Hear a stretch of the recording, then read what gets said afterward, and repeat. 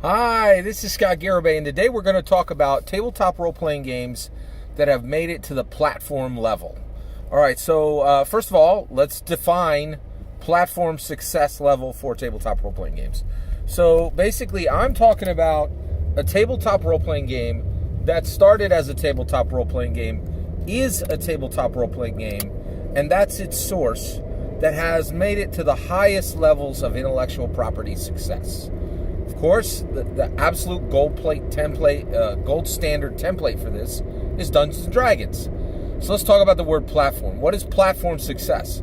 Platform success is that you have succeeded at three distinct, different medium platforms, okay, and failed at two others. All right, so let's talk about the medium platforms that Dungeons & Dragons has succeeded on. First and foremost, it fully succeeded as a tabletop role-playing game.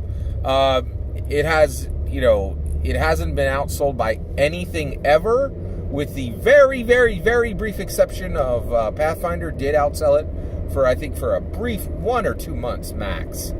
But beyond that, Dungeons & Dragons has always been the top-selling tabletop role-playing game. It was the top-selling tabletop role-playing game in 1974. Today, in 2020, is the top-selling tabletop role-playing game. All right, so it succeeded as a tabletop role-playing game. It succeeded on the small screen. It had a successful television show. It was specifically a cartoon show, and it was in the early 80s. And it did very well. People liked it. It had a villain named Venger. It had Dungeon Master in there. It was fun. It got 3 seasons. That's not a once and done. I think it was CBS that originally put it on, and it was successful. And people enjoy it to this day. Okay, it succeeded in that world. It has also succeeded in tabletop games. It has succeeded as a card game. Spellfire was a card game that did fairly well for a short period of time. I wouldn't say it's fair at all to say that Spellfire failed. It also has produced, Dungeons & Dragons has produced multiple successful board games. So Lords of Underdeep and quite a few others. And no less than half a dozen of these. They've done well. They've continued to create them. It is successful specifically in the tabletop games, distinct from tabletop role-playing games, tabletop board games, tabletop card games, right? So we'll just call those tabletop games, aside from role-playing games. So that's another medium. And then also, it has been highly successful in video games. So this is another medium that it has succeeded in. Video games are very distinct, right? In addition to that, it has also succeeded for novels. It has literally 100 plus novels that have been written in its worlds, and those have been successful. They've sold quite a bit for decades, right? We are at a low point for those, and I will admit, any and all of these mediums. Some of them were brief successes. Some of them have been prolonged successes. Some of them have been intermittent successes, right? But the reality is, Dungeons & Dragons has had success far beyond the tabletop role-playing game tables of its players and dungeon masters, right? And also, it has failed in multiple media. Right? It has failed in other medias. It has completely and utterly failed on the big screen. It had one 2000 film. It's had a few others that were just straight to DVD material. It's had some animated movies, but nothing that anyone really has really defended as high art or significant art, right? So Dungeons & Dragons is the absolute pinnacle of platform success for a tabletop role-playing game. As a platform success. All right, so let's get into it. There's one other game that has had platform success. What is that one other game that has had platform success other than Dungeons and Dragons, right? It's a really good question. There's only one, and it's Shadowrun. So Shadowrun came out in 1993, and it's a classic tabletop role-playing game. It's really unique and special. It's its own unique world, and Shadowrun didn't come from any other source. It started as a role-playing game, and it's still purchasable as a role-playing game today, right? So what other platforms has Shadowrun succeeded on? It's been highly successful in tabletop. It has been successful on tabletop games, cards. There's been Shadowrun card games. There also have been Shadowrun board games. It had a toy line. Shadowrun had a toy line, which is pretty interesting. Also, I should have remembered that as well. Dungeons and Dragons also had a toy line. Okay, one place where Shadowrun has been highly successful is in the zone of what is it again? Oh yes, video games. So Shadowrun has had distinct video games, been very, very successful as a video game, as multiple video games. So Shadowrun has multiple video games. Novels. Shadowrun has dozens of novels that have been written in the Shadowrun world. And so those are all there. To my knowledge, Shadowrun has never had any, and it has failed on both the small screen and the large screen, right? So you have multiple mediums where it was a success, and it's a few where it has failed, right?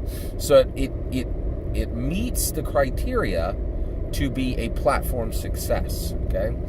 All right, now let's answer a real obvious question that comes to mind right out of the gate. I know what you're thinking. You're thinking, what about Star Wars tabletop role-playing game? Well, here's the thing. Star Wars tabletop role-playing game is not a tabletop role-playing game platform success. And the reason why is Star Wars is a successful intellectual property that succeeded completely independently of tabletop role-playing games.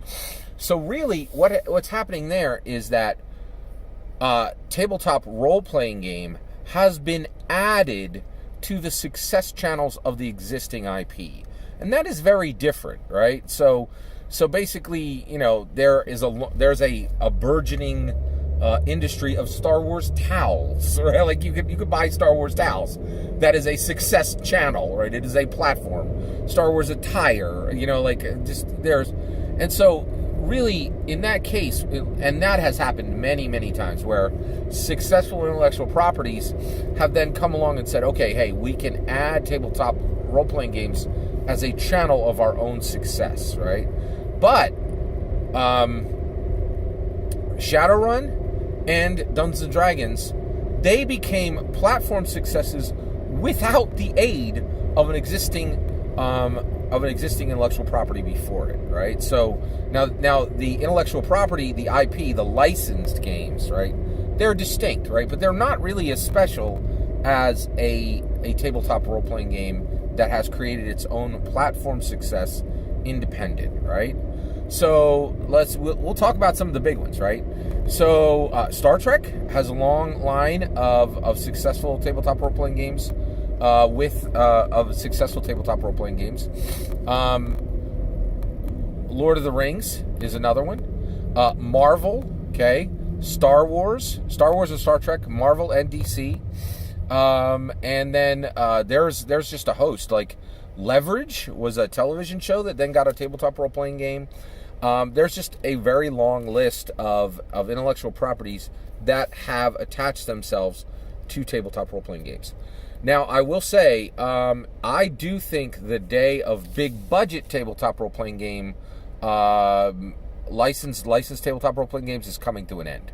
I really think only smaller intellectual properties will be made for tabletop role-playing games. So one, just think about it right now. Star Wars is spinning down. Star Trek, there was one that was recently published, but it was published through Modifius, which is an international company. It's not an American company.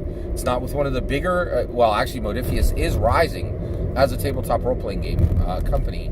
But I absolutely think licensed tabletop role-playing games are going to continue, but increasingly big budget intellectual properties will not actually be created as tabletop role-playing games. And the reason why is tabletop role-playing games are a license, are essentially a very strange license for people to tell stories in your world with your characters. Very unusual, a little scary for big IP owners, and also, it's such a niche product, and tabletop role-playing games are one of the worst business models there are in all of tabletop gaming.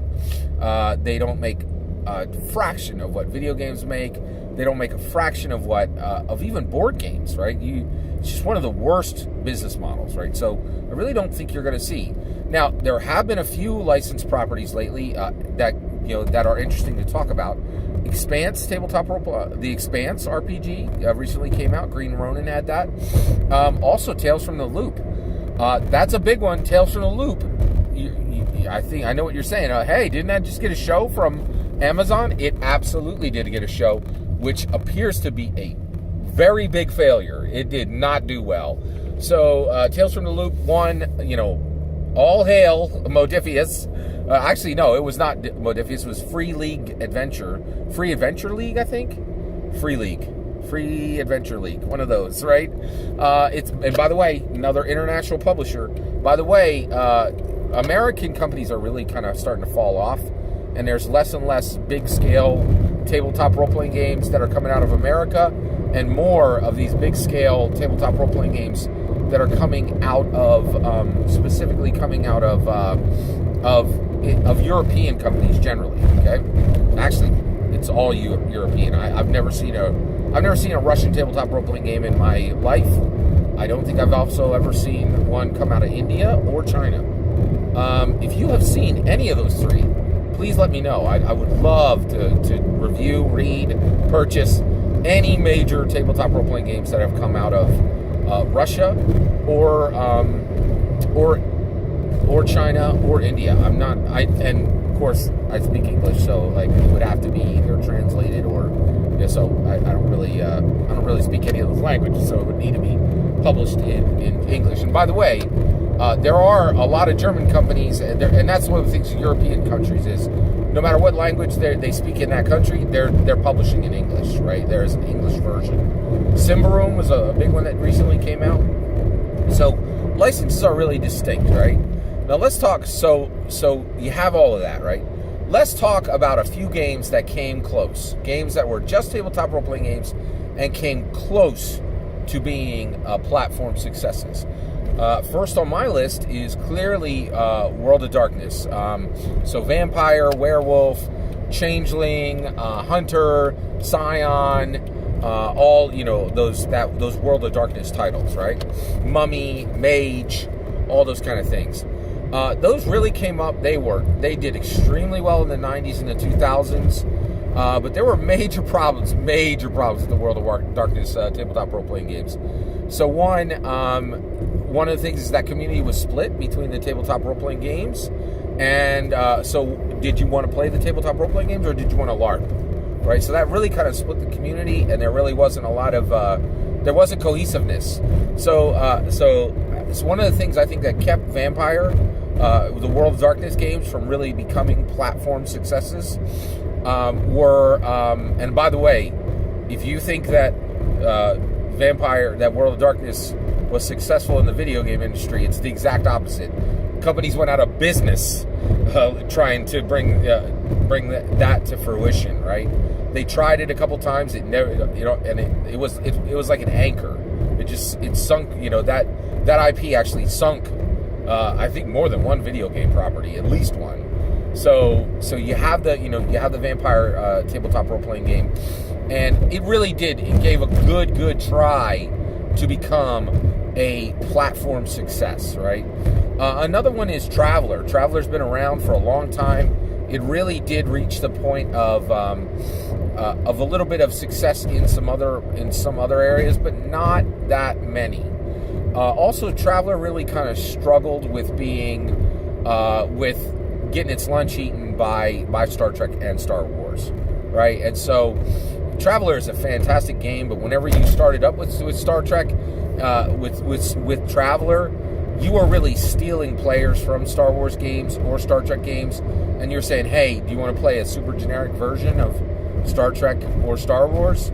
And, you know, that has black and white GURPS art. You know, it was a very, very, very hard sell, and it really never really made it. So it is really interesting that there have been 2 major platform successes with tabletop role-playing games, and those 2 are Dungeons and Dragons and Shadowrun. And Shadowrun is still around today. And by the way, of course, you know, the scale of the Dungeons and Dragons success is far greater than the Shadowrun. And, you know, I've said it before, but I'll just say a quick, you know, tag here. I think if Shadowrun could get a viable rule system, if they could actually build a light version of that game, which they already tried and failed at, which was called Shadowrun Anarchy, I think it might be able to move forward even more. Shadowrun might get a little bit of shine coming up because we're about to see 2077 Cyberpunk 2077, and I think that's going to point toward Shadowrun, and the reality is Shadowrun is a much bigger tabletop role-playing game and has been far more successful. I will say this though, I don't have any hope that Shadowrun will come out with a good rules version. And the only reason I've been waiting for that for literally close to 30 years and it's never happened. I have 7 core rulebooks on my shelf that are proof that you know, the owners FASA and Catalyst Labs have never been able to deliver a good rule system for that game, which is really, really sad. If only we could get a rule system that was as cool as the world system, as the world setting, that would be truly tremendous. But I just wanted to talk today about platform games, two major platforms that have 2 tabletop role-playing games that have reached the level of platform success, which is Dungeons and Dragons and Shadowrun. I'm more than willing to hear you. If you think there's one out there that I missed, let me know in the comments below. I'd love to hear also if you could throw at me some of the ones that just missed making it, like World of Darkness, and mostly like World of Darkness is one of the ones that just came shy, and also Tales from the Loop. Tales from the Loop, it just really. Tales from the Loop is taking a big swing, right? They got a great game out there. People are playing it. They just had an Amazon show. But the reality is that game is like an art house game, and it's really, really somber and slow and dark. And I'm not sure you're going to be able to build a platform like that because, you know, people want to have fun. And that's just a little, I don't know. You know, like, it's almost like, hey, let's get around the table and be sad. But I don't think that's going to reach the level of platform. But I'd love to hear what you think. Let me know if you think there's a few on there. I'd love to hear your list of the almost made it's. Thank you very much. Have a wonderful millennium. Take care.